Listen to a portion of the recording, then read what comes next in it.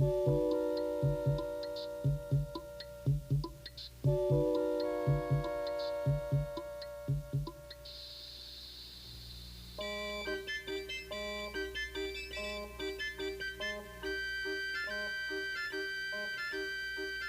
picnic near the lakeside in Chicago is the start of a lazy afternoon, early one October. We begin with a scene 1 meter wide, which we view from just 1 meter away.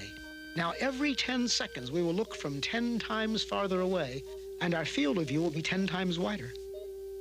This square is 10 meters wide, and in 10 seconds, the next square will be 10 times as wide. Our picture will center on the picnickers, even after they've been lost to sight. 100 meters wide. The distance a man can run in 10 seconds. Cars crowd the highway. Power boats lie at their docks. The colorful bleachers are Soldiers Field. This square is 1 kilometer wide, 1,000 meters. The distance a racing car can travel in 10 seconds. We see the great city on the lake shore. 10 to the 4th meters, 10 kilometers. The distance a supersonic airplane can travel in 10 seconds. We see first the rounded end of Lake Michigan, then the whole Great Lake. 10 to the 5th meters, the distance an orbiting satellite covers in 10 seconds. Long parades of clouds, the day's weather in the Middle West. 10 to the 6th, a 1 with 6 zeros, 1 million meters. Soon the Earth will show as a solid sphere. We are able to see the whole Earth now, just over a minute along the journey. The Earth diminishes into the distance, but those background stars are so much farther away that they do not yet appear to move. A line extends at the true speed of light. In 1 second, it half crosses the tilted orbit of the moon.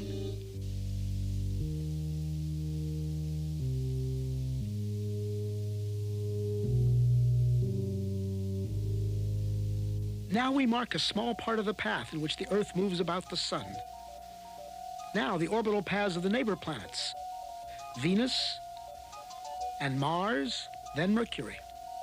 Entering our field of view is the glowing center of our solar system, the sun, followed by the massive outer planets, swinging wide in their big orbits.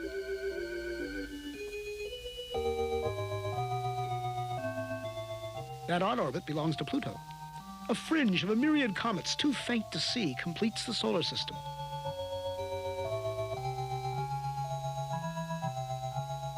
Ten to the 14th. As the solar system shrinks to one bright point in the distance, our sun is plainly now only one among the stars. Looking back from here, we note 4 southern constellations, still much as they appear from the far side of the Earth. This square is 10 to the 16th meters, 1 light year, not yet out to the next star. Our last 10-second step took us 10 light years further. The next will be 100. Our perspective changes so much in each step now that even the background stars will appear to converge.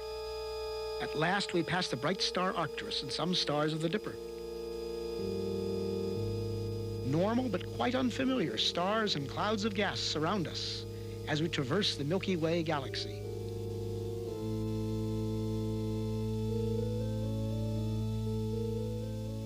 Giant steps carry us into the outskirts of the galaxy. And as we pull away, we begin to see the great flat spiral facing us. The time and path we chose to leave Chicago has brought us out of the galaxy along a course nearly perpendicular to its disk.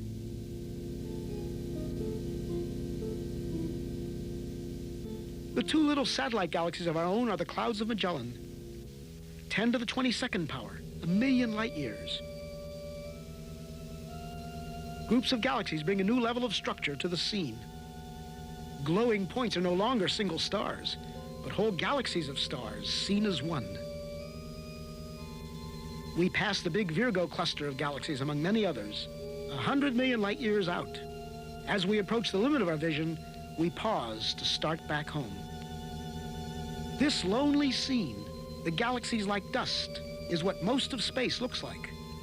This emptiness is normal. The richness of our own neighborhood is the exception. The trip back to the picnic on the lakefront will be a sped-up version, reducing the distance to the Earth's surface by 1 power of 10 every 2 seconds. In each 2 seconds, we'll appear to cover 90% of the remaining distance back to Earth. Notice the alternation between great activity and relative inactivity, a rhythm that will continue all the way into our next goal, a proton in the nucleus of a carbon atom beneath the skin on the hand of the sleeping man at the picnic.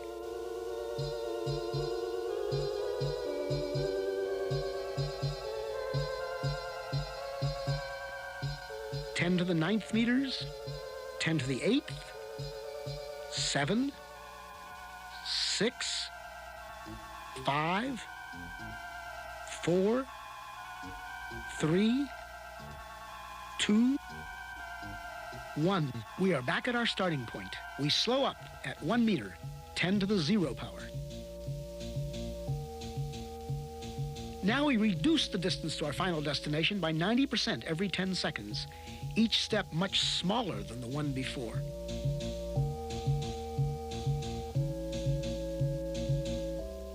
At 10 to the minus 2, 1/100th of a meter, 1 centimeter, we approach the surface of the hand.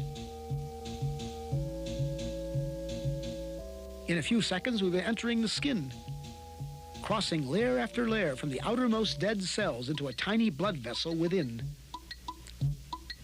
Skin layers vanish in turn.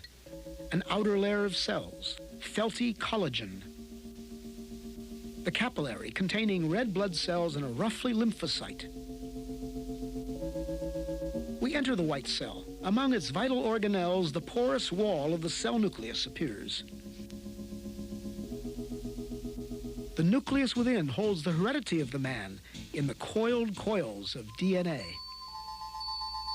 As we close in, we come to the double helix itself, a molecule like a long twisted ladder whose rungs of paired bases spell out twice, in an alphabet of 4 letters, the words of the powerful genetic message. At the atomic scale, the interplay of form and motion becomes more visible.